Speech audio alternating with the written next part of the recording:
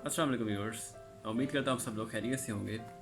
आज इस टॉपिक पर हम बात करने जा रहे हैं, वो है व्हाट इज़ लाइफ। अगर आप ज़िंदगी को समझना चाहते हैं ना, तो सबसे पहले आपको आपके माजी का पता हो, आपको आपके हाल का पता हो और आपको आपके मुस्तकबिल का पता हो। माजी असल में वो चीज़ है, वो लम्हात है जो आप बिता चुके हैं, आप गुजार चुके हैं।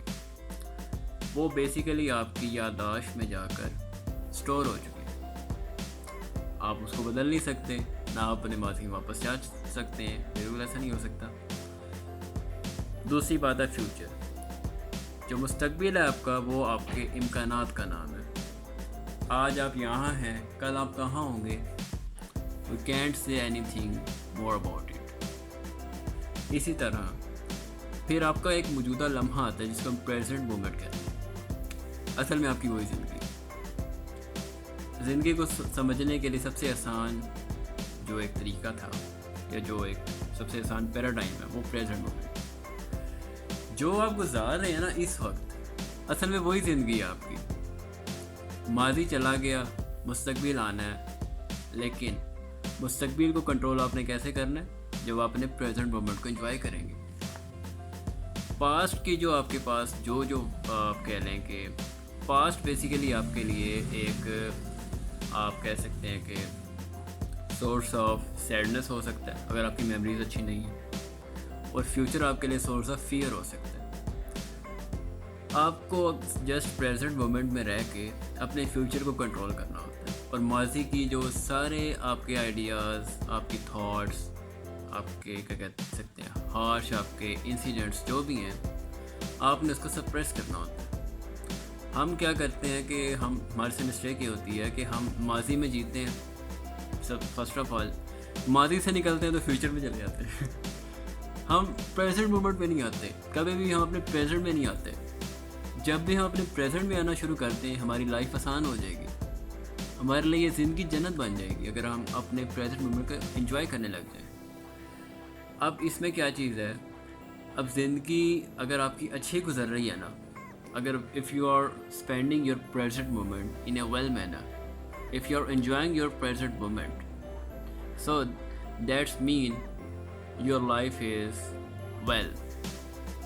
अब इसमें क्या हो सकता है, आप खुद अपने आप को एवेलुएट कर सकते हैं, आप अपने आप को एनालाइज कर सकते हैं कि अगर जैसे कि बात हो रही है टाइम की, टाइम का दूसरा नाम लाइफ है। और दोनों चीज़ें आपस में जुड़ी हुई हैं। एक को ख़त्म करेंगे, दूसरी ऑटोमेटिकली ख़त्म हो जाएगी। होता असल में ये है कि जब भी आप अपने क्या कहते हैं टाइम को यूटिलाइज़ करते हैं ना, टाइम को यूटिलाइज़ करना बेसिकली प्रेजेंट मोमेंट को एंजॉय करने का दूसरा नाम है। जेम्स फ्रैंकलिन ने कहा था कि टाइम इज़ मनी।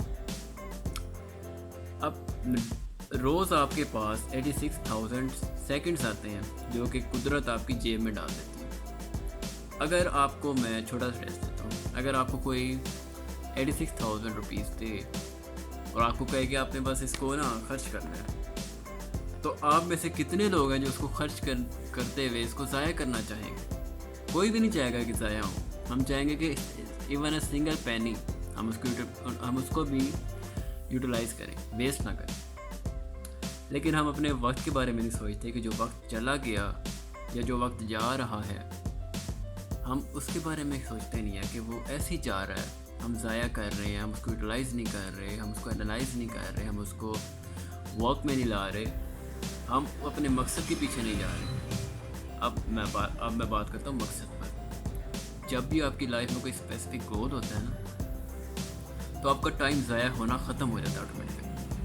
आपको पास्ट और फ्यूचर से निकलना आसान हो जाता है जब आपके पास कोई स्पेसिफिक गोल होता है। आपने वो फाइंड आउट करना कि आपका गोल है क्या। If you have find out your goal, you will achieve your milestone and you can say that you will be free from past memories and you will be free from the fear of future.